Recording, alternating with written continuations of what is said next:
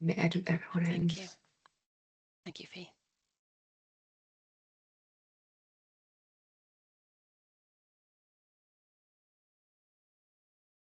Good afternoon, everybody. I think we've got a few joining us, so I'll just let them coming through the lobby for a minute. Sue, if you wouldn't mind putting the presentation up on the screen, that would be great. Thank you.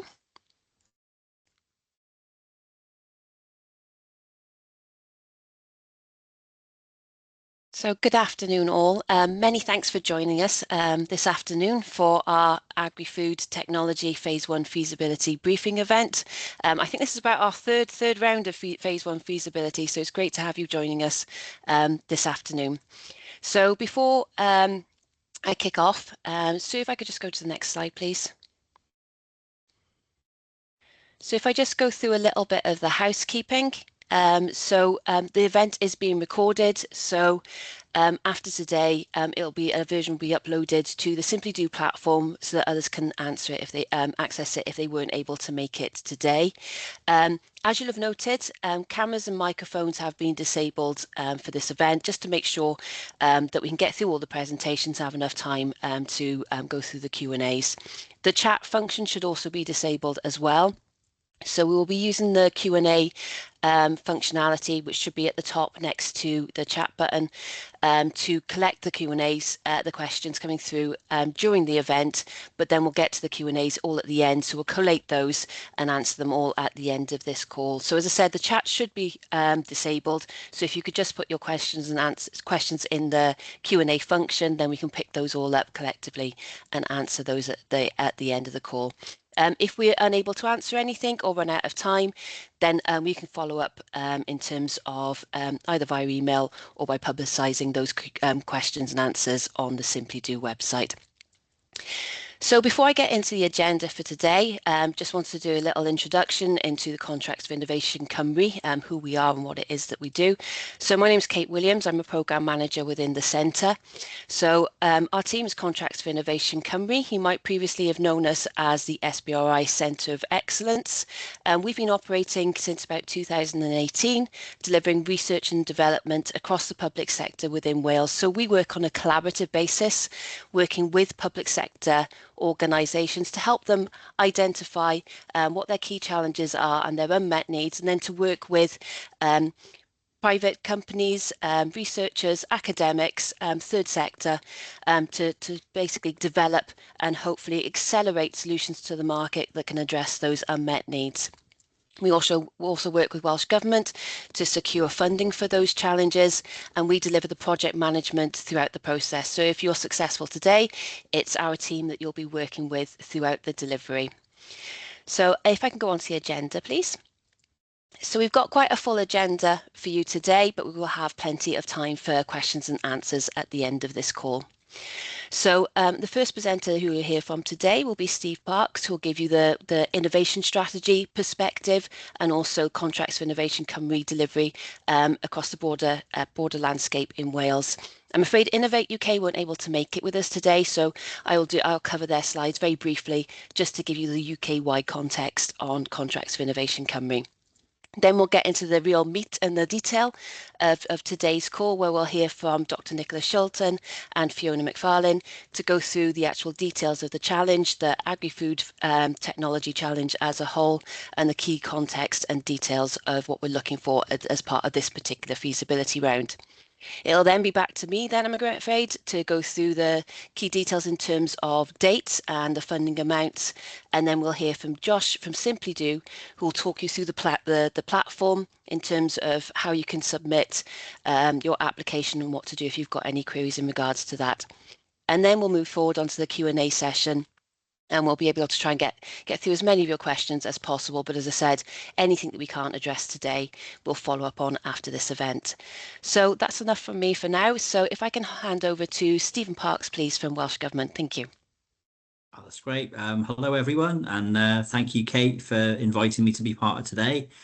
So I won't keep you for a long time. I'm going to give you a little bit of sort of context before you get to the exciting specifics of this challenge that we're here to launch today. So my name's Steve Parks.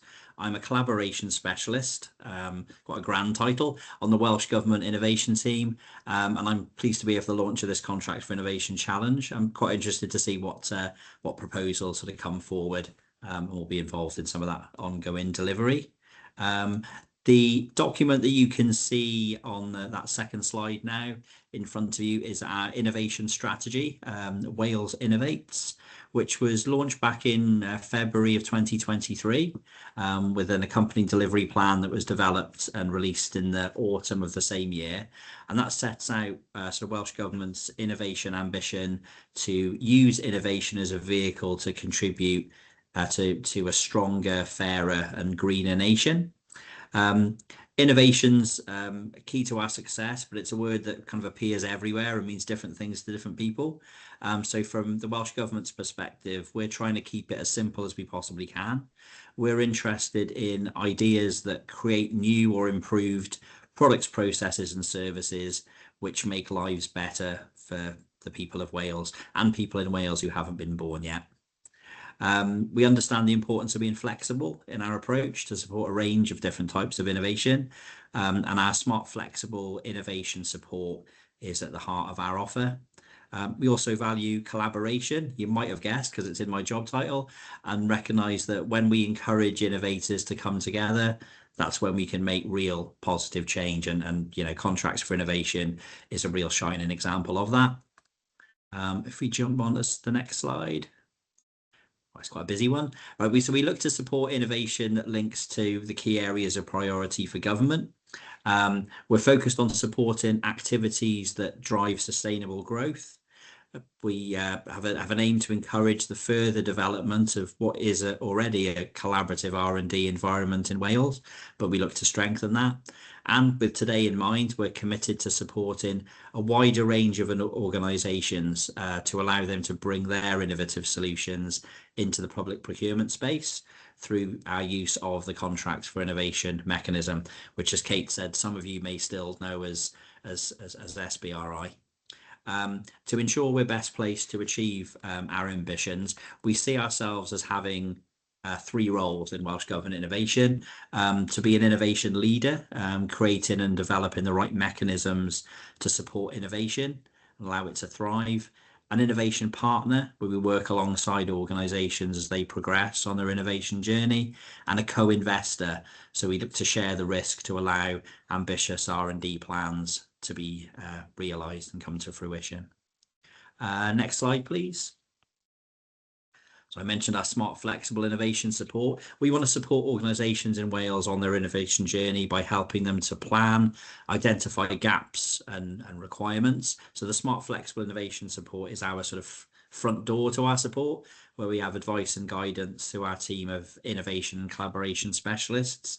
We've got a range of experience from industry and different technology areas. We're involved in a number of international networks as well, which we can use to assist organisations in Wales. We're part of the Vanguard Initiative and the Enterprise Europe Network. Both offer an opportunity to assist in identifying collaborative partners in other parts of the world. And we have a number of MOUs, agreements, partnerships with regions across Europe and beyond. One of the Vanguard Initiative's support opportunities that's live at the moment, and I'm happy for people to reach out to me using my contact details on this, is the Vinnovate interregional call, which is live currently, and in its third year. And it's something that Wales has used to good effect to facilitate collaboration between Wales and other regions. We provide funding to assist organisations in delivering their innovation plans, delivering collaborative innovation projects, and providing access to specialist consultancy support in areas like productivity, design, and intellectual property. If we move on to the next slide, please.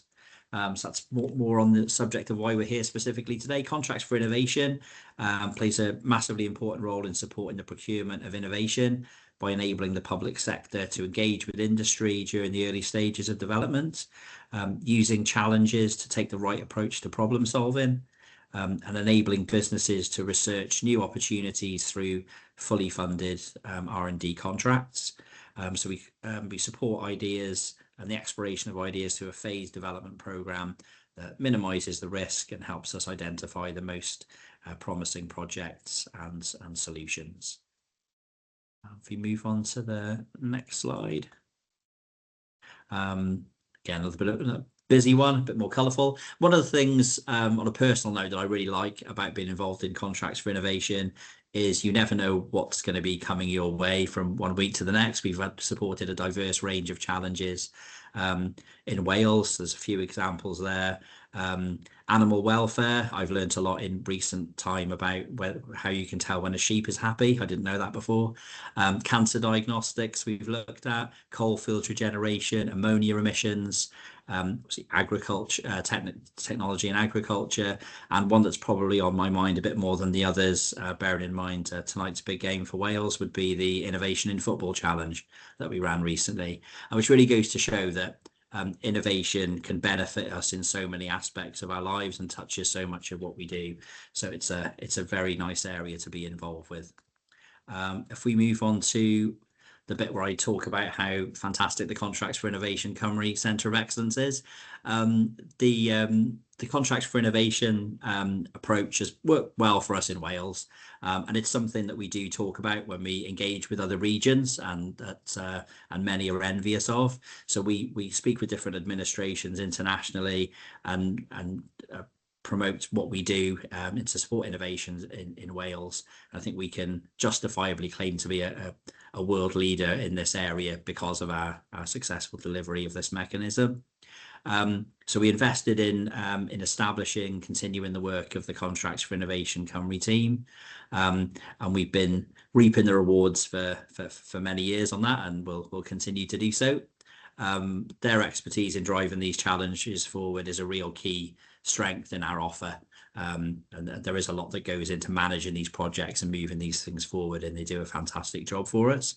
And as a result, our approach has been recognised. It's always nice to be acknowledged and receive awards for what we do. Our work on the rapid sanitising of ambulances and childhood obesity, affordable nutritious food challenges have been recognised, and there's some links for more detail there. I think there's just one more slide, which is just basically reiterating who I am and how you can get a hold of me. So for any sort of general questions you've got around innovation support from Welsh Government, please feel free to reach out to me. So that's my details there. And one of the shorter mailbox addresses you'll find within Welsh Government, collaboration@gov.wales. You can also reach out to me and my team through that. Thank you very much. Excellent. Thank you very much, Steve.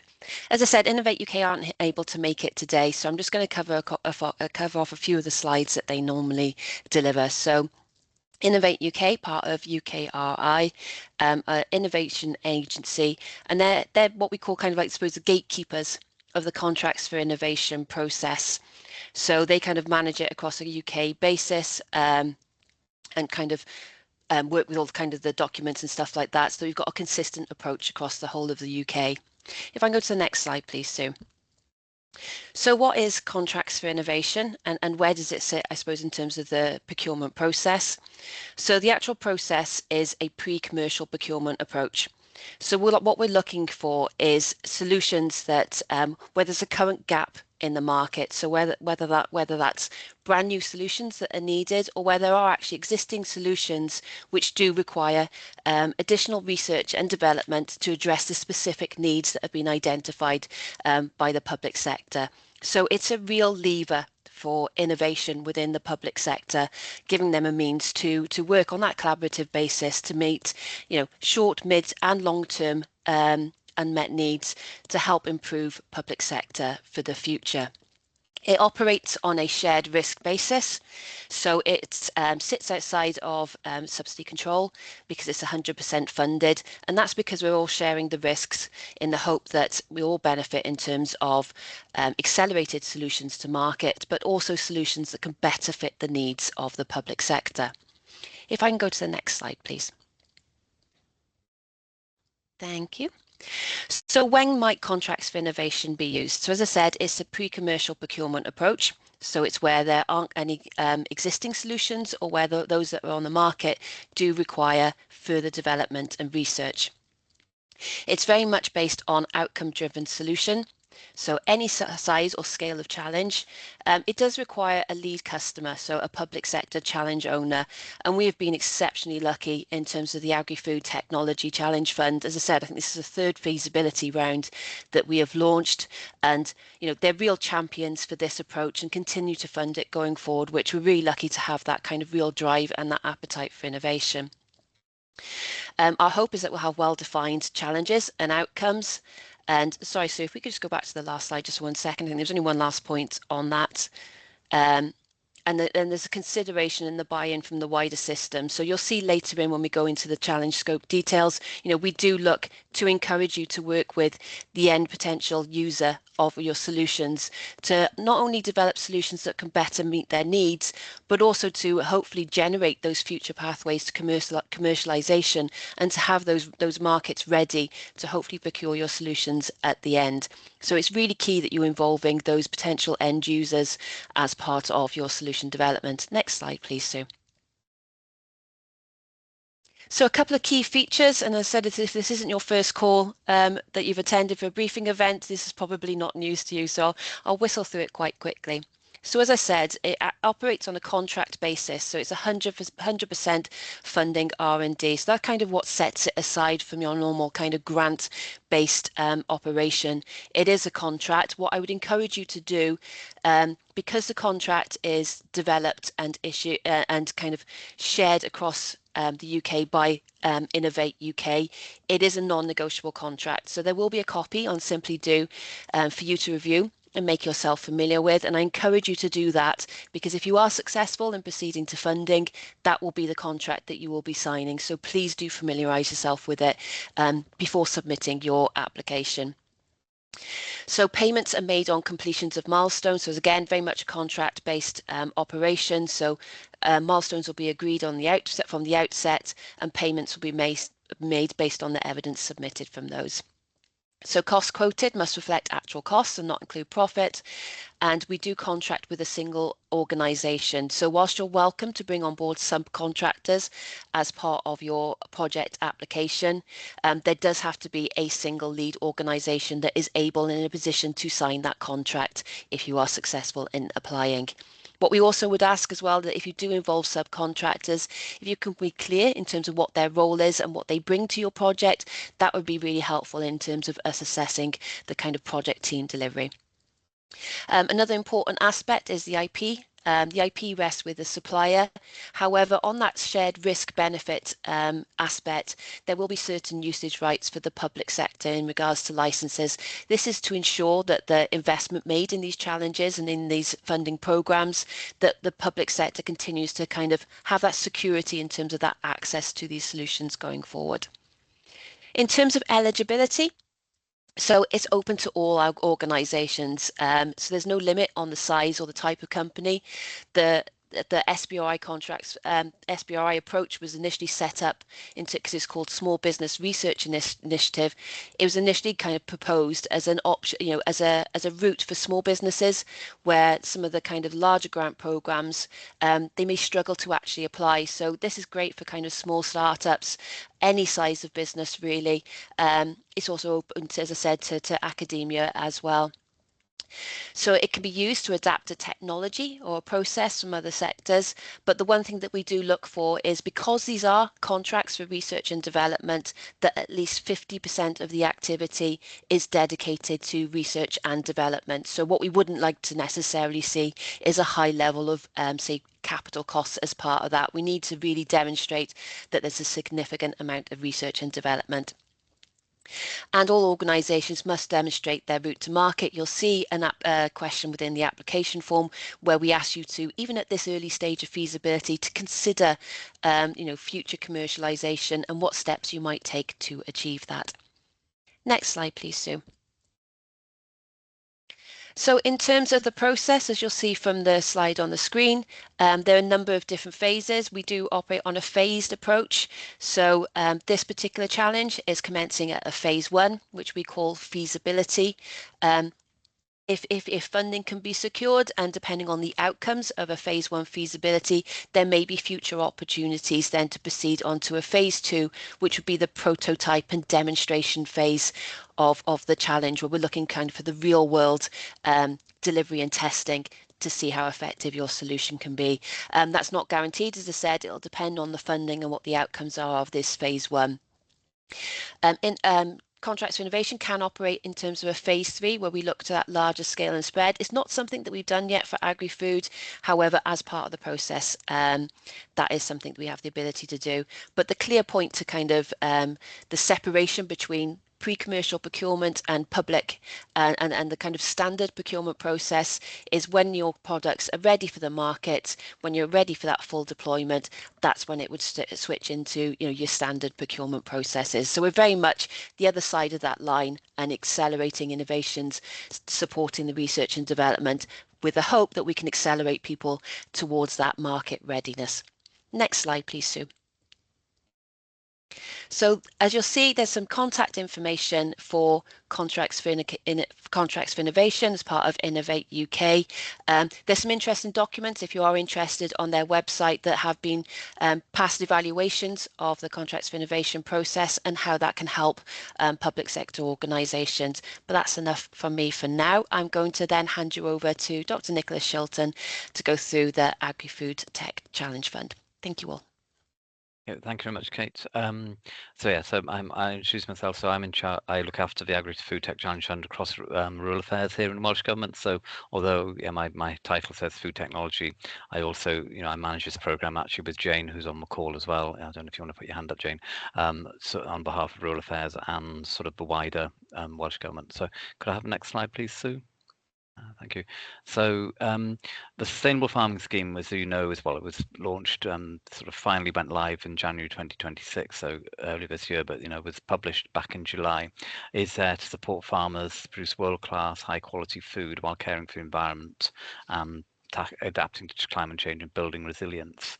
Now, building resilience is quite important because that's about building, from my point of view, economic resilience. And if for those that have read the Sustainable Farming Scheme, you'll see there's a collaborative layer. So it's got the universal layer, optional layers, and collaborative layer. And within that collaborative layer, there is a specific section on innovation, and this is where we come in with the Challenge Fund. And to date, we are the sort of primary vehicle for delivering that innovation part of the Sustainable Farming Scheme.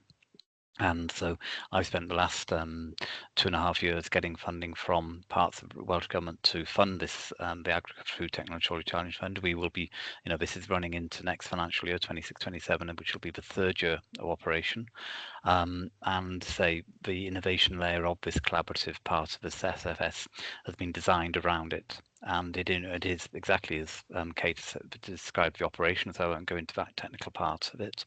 But what's important is when we take projects from phase 2, but some of those projects that we've seen in phase 2 have gone on looking at getting funding elsewhere, either via UKRI or others. But there's a couple of landscape scale type activities which we've had in previous projects, which possibly would form part of the optional layer moving forward. And I say, we don't know what we're going to see coming forward from this particular challenge, but it is possible that we might actually see one of those projects that could actually be adapted as an optional layer within the Sustainable Farming Scheme. I don't know what you on the screen will come up with, but you never know. Or we will work with you as we come to it, if they are successful in phase 2, to get them to other funding pots to take that phase 3 development. Unfortunately, I don't have enough funding, to fund phase 3 directly through this particular mechanism, unfortunately. But I say there's at least 2 projects currently which are, showing great commercial potential, and at least 2 others that, are on that pre-commercial development and, could actually make it. So could I have the next slide, please? So again, it's actually just feeding off back what Steve said earlier. You know, the Welsh Government Innovation Strategy for Wales, innovation in food and agri-tech was seen as a key part of that. And so in 2023, the Welsh Government published an agri-tech action plan for Wales. So, you know, just showing, you know, agri-tech is important. And actually this also links to what the vision of food and drink industry, which we published in 21, which again highlights innovation as important for the future development of food and drink industry. And other actions I fund, you know, I'm in charge of, is the Helix program, which helps food and drink businesses develop innovative products, for example. So, you know, it's all linked innovation. We've been doing this, you know, in Welsh Government overall for some time, but actually in the agricultural and food technology spheres, we've been doing it for quite some time. So Farming Connect has quite a lot of innovative projects. And again, you know, we've been dovetailing with some of the Farming Connect projects, which will then possibly, again, linking back into the Sustainable Farming Scheme optional layer. So can I have the next slide, please? So the Challenge Fund, you know, when we set this up, is aiming to seek innovations that can lead to increased efficiency, productivity, sustainability in Welsh agriculture and agri-food supply chains. This particular challenge, you know, will do just that, and as I say, Fiona will, Farnham will talk about that in a second. And it will deliver environmental benefits and accelerate the transition to net zero. So you don't have to hit all of those, but you know, you can see that, you know, even this particular challenge is hitting, you know, 80% of what's on the screen there. So, you know, and that's why we've gone around different parts of rural affairs. We can only ever fund a couple of challenges at one time. So last time we had sheep's milk, water quality, and I can never remember the other one, but anyway, a number of, and before that, it was a bit more food focused. So, you know, we've gone on to Bracken control this time because, you know, it is a big, as Fiona will explain, you know, it's a big significant issue for forestry and land management in Wales. So that's why we've chosen this particular challenge this time around. We have plans for the next, I would say, 2 phase ones that we've got in mind. But you know, timing will have to be a bit right on that with funding. So that's what I want to say there, and obviously happy to answer any questions in the Q&A as we move through the course of the afternoon. So I will now hand over to Fiona McFarlane to actually take you through this particular challenge theme. You're still on mute, Fiona. First hiccup of the day. Hello, my name's Fiona McFarlane and I work in Forest Resources Policy Team in Welsh Government. The focus of this challenge theme is to control dense bracken in order to allow tree establishment, although there are other benefits for agricultural production or habitat. So why do we need trees? Well, I think we've been over this a lot, but we'll just quickly go through them. Livestock shelter and shade, particularly important as our climates are becoming more erratic. Providing timber for income on farms or for on-farm use, such as fence posts, sawn timber and firewood. Habitat creation through planting woodlands, including increasing connectivity between habitats, buffering watercourses from diffuse pollution, buffering ancient woodlands from air pollution. Flood mitigation, holding water in the upper catchments to slow down the flow into rivers, and also intercepting overland water flow, helping to get water to percolate down into the water table instead of causing sheet erosion down slope. Stabilising soils on slopes and riparian areas, and also helping us to mitigate climate change through sequestration, carbon sequestration into soils and biomass, as well as locking it away in timber products. Contributing to the low carbon economy, basically providing timber for construction materials, substituting carbon hungry materials such as steel and plastics and concrete, supporting our timber industry, and helping us reduce our reliance on imported timber, which currently sits at 80% for the UK, which is not a fantastic statistic. Next slide, please. But where do we plant these lovely trees? Well, we've been asked to avoid good agricultural land so that we can maintain food security. We're also being asked to avoid habitat so that we're not exacerbating the nature crisis. So what we're looking for is land with very little agricultural value and very little habitat value. So dense bracken seems to hit the mark on that one. That's been reflected in the Sustainable Farm Scheme recently, which now allows dense bracken to be controlled under that scheme in order to enhance or restore to an alternative, more valuable, semi-natural grassland habitat. That rolls off the tongue. Or if you're a forester like me, allows you potentially to plant trees on it, subject to woodland creation plans and a bracken control programme. The Sustainable Farm Scheme now requires a tree and hedgerow planting opportunity plan for each applicant who want to join the scheme, requiring them to plant a minimum of 0.1 hectares of new tree planting and a minimum hedge length of 20 metres. The scheme's fairly flexible about how people do that, but farmers will start looking to see where they can plant these trees, and dense bracken is a pretty good option because they can't plant on any of the habitat that they have. Next slide, please. So what is bracken? Friend or foe? Well, it's a native. It can be found in woodlands, heathlands, hillsides and moorlands, and it provides a lot of benefits to wildlife. Fritillary butterflies, for instance, thrive in low density bracken where there is actually a habitat underneath, a grassland habitat and violets.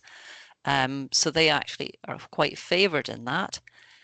Bracken provides nesting cover for birds such as nightjar or skylark, and also cover for reptiles such as smooth snake and the sand lizard. It stabilises slopes and prevents landslips, very similar to woodland and scrub. And again, like woodland, it provides structure and colour in the landscape. But over time, land management has changed. A lot of the things that once checked the spread of bracken have lessened. We have less cattle in the landscape, we have more sheep. We have less woodland in the landscape, which used to check it through natural shading. Bracken spreads by underground rhizomes, which are basically where the previous year's food stores end up underground. And that is there to promote very fast growth in the spring the following year and making it tricky to eradicate or control. As a result, expanding bracken gets denser, it shades out grasses, so we lose agricultural production. It shades out ground flora, we lose habitat and biodiversity. It can make it difficult to manage livestock or to have recreational access where it's particularly dense. And it harbours our little friends ticks and can also provide fuel for wildfires, which is a growing concern as our summers get drier. And from my point of view, it inhibits woodland regeneration in woodlands that already have a fair good layer of bracken, and it can hinder woodland establishment if you're trying to grow new trees on a bracken area through competition and smothering at the end of the day. Copilot reckons we have about 100,000 hectares of bracken in Wales, which I think works out roughly about 5% of agricultural land use is bracken. Not all of that will be dense bracken. There'll be some that does have a biodiversity value. The lower density bracken that still allows a bit of a habitat to thrive underneath that and provides additional shelter. So we are really looking at, through this challenge, the dense bracken that's out there. Next slide, please. So what current methods of control are there? Well, for woodland, we used to use a lot of Azulox. You were able to spray off an area before you planted it. Azulox was a systemic herbicide specific to ferns, and it went down into the rhizomes underground and was able to kill it off there. Very good at eradicating bracken. Glyphosate is still out there. It's still usable, but it's very indiscriminate, and it'll kill all green matter that it comes into contact with, including whatever it gets blown onto. Forest Research recently wrote a paper looking at an alternative to Azulox, which is amidosulfuron. Some out there might know it. At the time of writing, it wasn't approved for forestry, and there was some question about its availability in the UK post-2028. Mechanical means of control are pretty much as they're set out there. They're usually applied over a number of years, designed to weaken the rhizomes underground by continually destroying the growth above ground so that it can't replenish that food store. It's a long-term commitment to do mechanical control. A good 3 to 5 years is expected before you'll see the results or get the bracken right down to where you need it before you can start putting in trees. Next slide, please. A good lot of these come with limitations. Chemicals, big question here. There are environmental concerns and health concerns which have a big bearing on the use of chemicals and their approval going forward. Mechanical methods of control could be limited by site conditions such as slope steepness, rockiness, access for getting machinery up there, or even changes in livestock enterprises, which mean that cattle bashing, as it were, or poaching by cattle to weaken the plants are not always an option on a lot of farms nowadays. Some are limited by scale, for instance, hand pulling and hand cutting, very much small scale, quad bike cutting, again, medium size, things like that. Other options such as ploughing may not be appropriate anymore, depending on the site, as it can cause soil erosion, it could cause diffuse pollution as soil gets washed into nearby streams, or more importantly nowadays, release a lot of carbon into the atmosphere. Ploughing is not particularly favoured by the Woodland Carbon Code nowadays for that very reason. So the challenge is to explore new methods of bracken control, or examine how existing methods could be improved to be more effective and cost effective. We need methods that can be applied across a diverse landscape and contribute to the long-term bracken management strategies. This is not just a Wales problem, this is a UK-wide problem. Methods could include mechanical, especially to address a challenging terrain, chemicals with a particular regard for the environment, they have to be environmentally friendly, the use of new technology or any other innovation. We're open to ideas. That is exactly what this challenge fund is all about. Next slide, please. But they must comply with statutory requirements, whatever we do. They must be environmentally friendly. They mustn't exacerbate the climate emergency or the nature crisis. The legislation that I've listed up here are just a quick list of things that sprung to my mind, but there will be more depending on the nature of the proposal that comes in. So do keep an eye on that. Have a good think about that. I'm going to pass you now back to Kate Williams, who'll cover the details of applying for this fund. Thank you. Excellent. Thank you, Fiona. And thank you for the level of detail you included there. It's been really useful. Thank you. So just in terms of some of the challenge scope that we'd request that you meet as part of your application, as I mentioned in the earlier part of the call, we would ask that you involve at least one Welsh-based business as part of your work to make sure you're really capturing the Welsh context, understanding the environment in Wales, but also, as Fiona just mentioned, understanding the regulatory landscape that we're working in and in considering that as part of your project delivery. So as part of your application, we'd also ask that you demonstrate a clear plan for the development of a route to market and being key for affordable and develop solutions. So as Fiona rightly said, this isn't just a problem for Wales, this is a problem for the whole of the UK. So it's demonstrating that you've got a clear route to market for affordability, but also that environmental sustainability as well. We'd also ask that you explain as part of your challenge description the positive contribution you'll make to the relevant goals that are listed within the challenge brief. We'd also ask you to consider and address where necessary key elements such as equality, diversity and inclusion across your project delivery. We're keen to understand the environmental impacts of your solution, so we'd request that you consider and evidence those environmental benefits, and if there are potential challenges environmentally, that you include those in your risks to demonstrate that you're doing everything you can to mitigate any potential negative environmental impacts. Obviously, personal safety is paramount throughout delivery. These are feasibility studies, so hopefully there will be limited risk to individuals. And when we get into demonstrator level, that's where the kind of personal safety really comes into key. But obviously, we'd ask you to consider that, particularly in terms of any site visits and things like that. And then finally, on that aspect, we'd also like you to consider proportionate phase 1 evaluation. So as I said, it is feasibility, but what we're really looking for you to demonstrate is not only what benefits you'll achieve, but how you'll actually measure that in the long term as well, just to make sure, you know, we're capturing all the potential benefits that you're delivering as part of your solution delivery. Next slide, please, Sue. So another key aspect, what would we consider to be out of scope? As Fiona rightly mentioned, we can't be supporting anything that will be breaching legislation. So paramount, it has to be legal to be delivered. So what we would require is to make sure that, you know, we're not supporting any activities that would be in breach of relevant legislation, whether or not that's forestry, environmental or habitat protection. And in some cases, it might be planning aspects that might apply to your proposals as well. We won't be supporting proposals that do not clearly and directly address the scope set out in the challenge brief.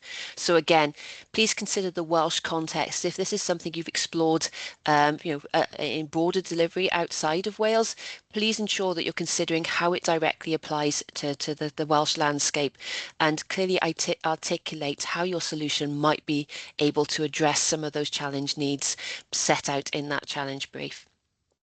As I said previously, this is a feasibility challenge, so we're looking for a strong element of innovation and advancement. So these are contracts of research and development, so we are looking for you to clearly demonstrate that there is an innovative aspect to your feasibility project.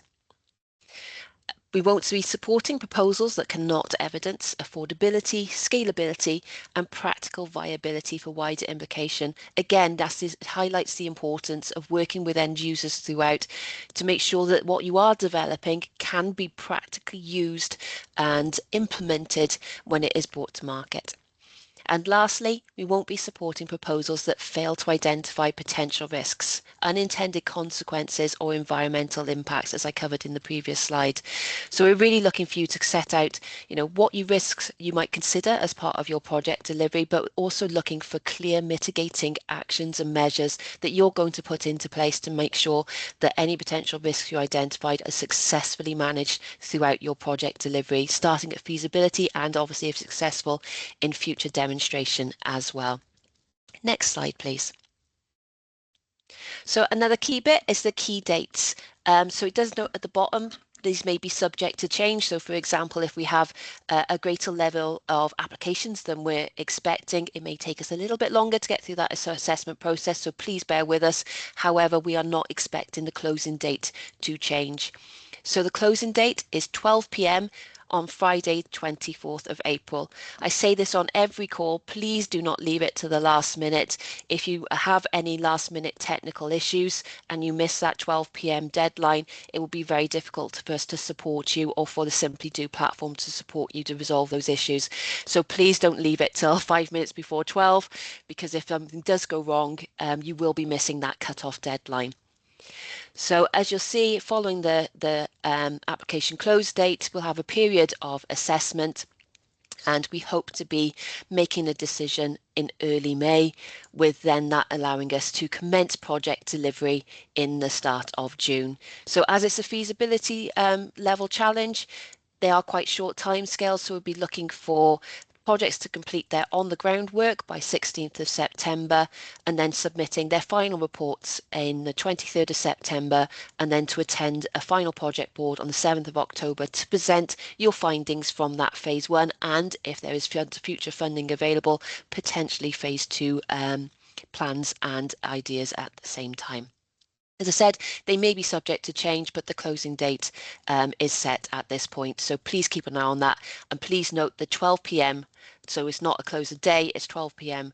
deadline for that submission. Next slide, please, Sue. So I think that's everything from me for now. So just some key points, as I said, keep an eye out for that deadline and please don't leave it to the last minute, but also I would encourage everybody to review the contract that is included on the Simply Do website to make sure you are familiar before submitting your application, because we won't be able to negotiate that when we go forward with your project. I'm now going to hand over, so if I could stop sharing screen, Sue, and we'll hand over to Josh from the Simply Do platform, who will talk you through how to access the challenge, how to submit your application, and what to do if you've got any questions on a technical front. Over to you then, please, Josh. Brilliant. Thank you for that, Kate, and thank you, Fiona and Nick, for the context. Really helpful there. It's super exciting.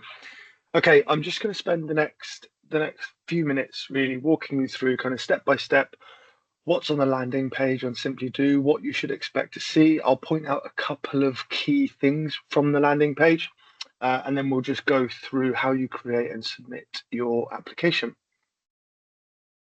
And hopefully my screen is sharing okay.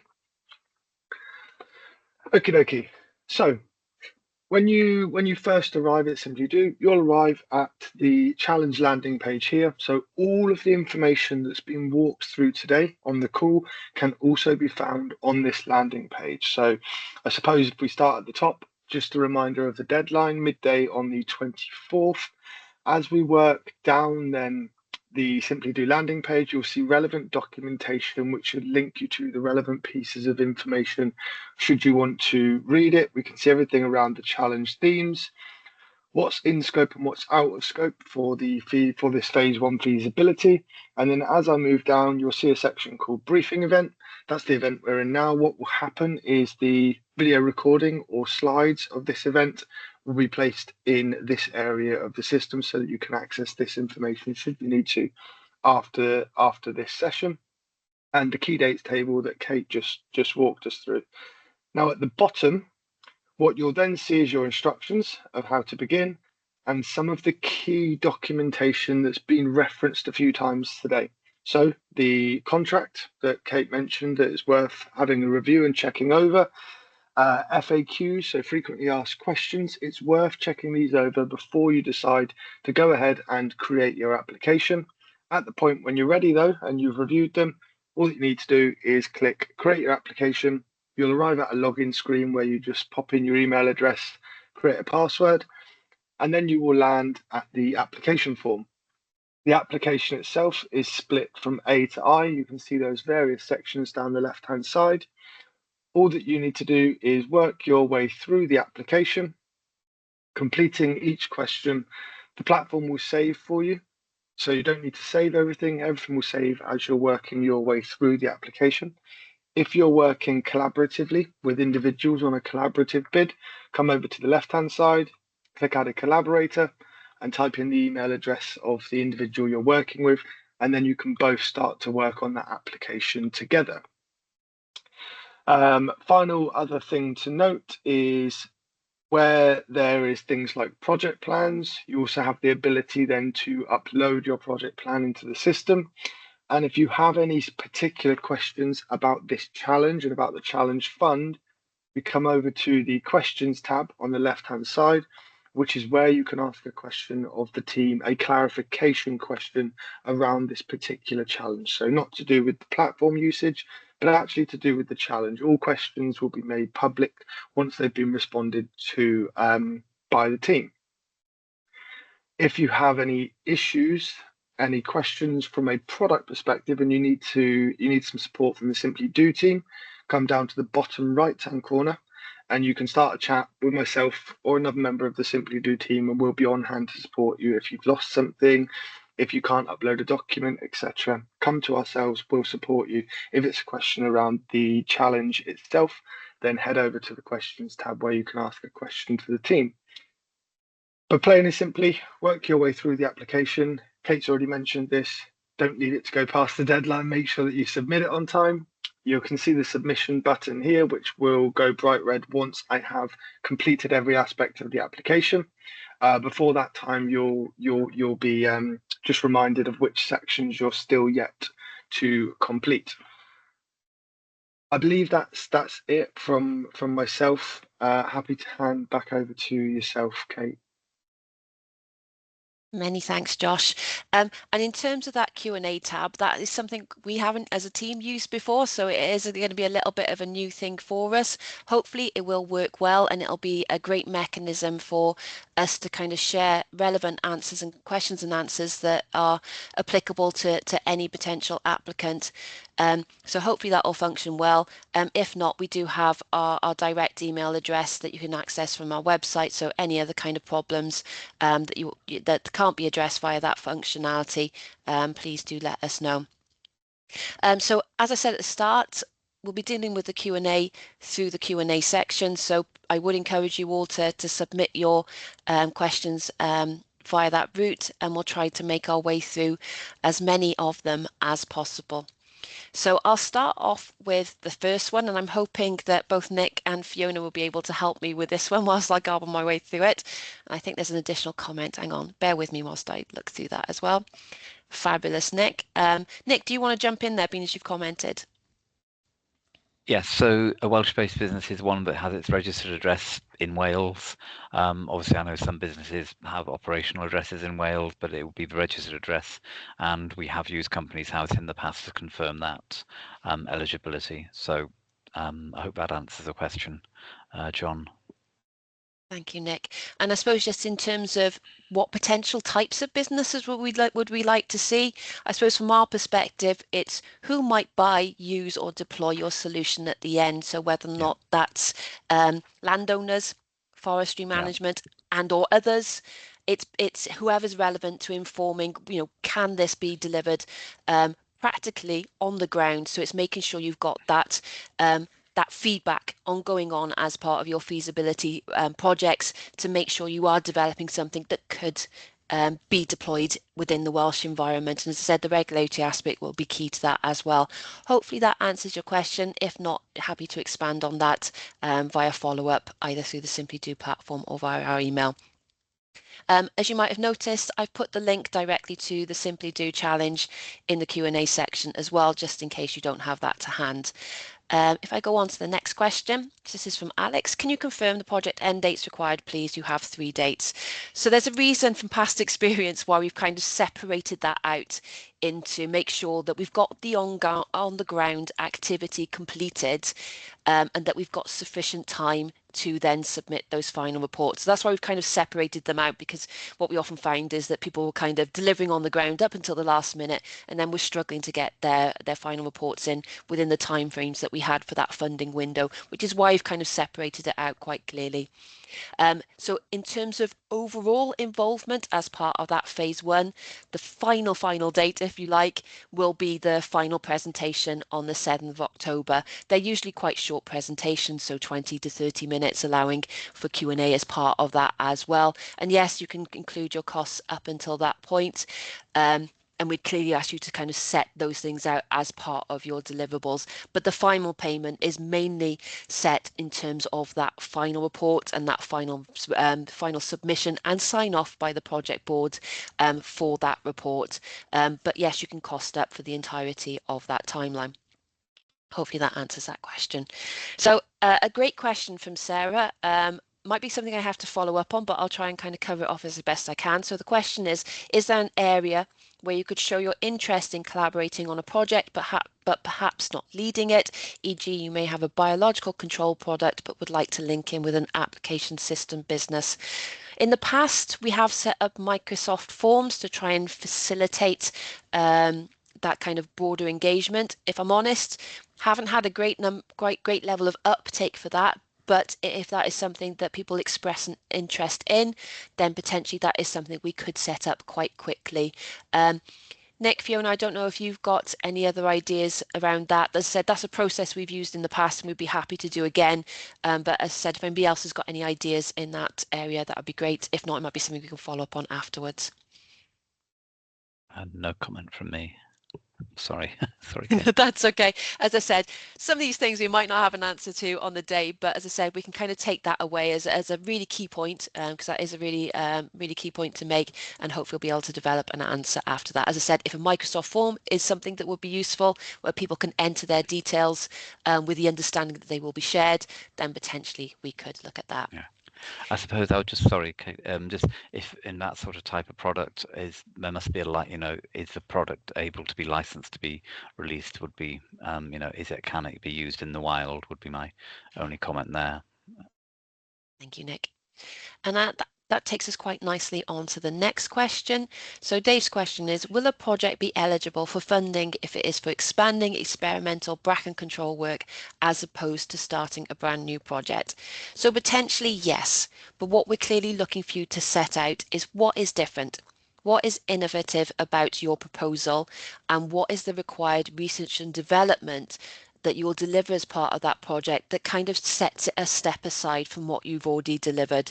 So what are the innovative aspects? As long as you can be clear about that and clear why this further research and this feasibility is required in terms of that development, then certainly it can be considered. What we do ask is that as part of that application form, if you the more you can set out what you've done so far, what's different about what you're going to do as part of this project and where the innovation lies, then that will really help us as part of that assessment process and assessing, where are the innovative elements as part of that feasibility. So yes, you can apply, but please be clear in your application what is different and why you require this further research and development as part of this challenge. So hopefully that answers that one. Taking on to the next one. You mentioned that solutions need to be feasible on steep ground. Is there a range for this? Fiona, that's definitely outside of my knowledge. If I could chuck that one over to you, please. I can't really think about a specific range. It's a case of looking at where bracken grows and whether you would plant trees on it. If you're going to plant trees, for instance, on a very steep slope, chances are you wouldn't be able to get in and manage them in the future. So you'd probably be looking to establish things like broadleaf trees that are long term. The shallower slopes are the ones where you probably get in to do thinning in the future and actually manage a commercial crop. So it's horses for courses, really. I can't think of a range specifically in terms of degrees. It's have a look round and see what could be plantable in your own words and what it could actually work on. I'm sorry, I can't be more specific than that. Thank you, Fiona. That was great. And as I said, if there are any follow-up questions, then please do submit them through the Q&A tab within Simply Do. As I said, it is new to us, but I think it'll be a really great way of people being able to access, greater level of information through that shared process. I'm not seeing any further questions at the moment, but I will give it a few minutes for everybody to have that last chance to submit any further questions that they've had. So as you've seen from what Josh has presented, everything that you need should be on the Simply Do website. So please take a look at the supporting information. As I said earlier, please familiarise yourself with the contract and stop me waffling. I've got another question coming through, which is great. We are an SME in Bristol. Could we partner with academics in Wales, universities and or research institutes such as IBIS? Yes, you could. What we'd probably consider that is you might want to consider that as potentially a subcontractor. And if that is the case, please make sure you're clear on the costs of their involvement, if there are any, but also be clear in terms of what their role will be. And it's really key to set out what their role is, because sometimes these organisations might already be receiving funding in terms of work they're delivering on behalf of Welsh Government. So we do have to do a little bit of a sense check just to make sure there's no kind of double funding. We that rarely ever happens, but just be clear on what that role is. And if you do have named individuals as part of that as well, that's really helpful just in terms of giving that confidence that you're ready to go if you are successful. Nick, if you want to jump in. Just to sort of say, yeah, IBIS and Aber Innovation next to them, they're very familiar with dealing with this particular scheme as well. And some of the other, I think a couple of other universities have been involved. So yes, by all means, please partner up.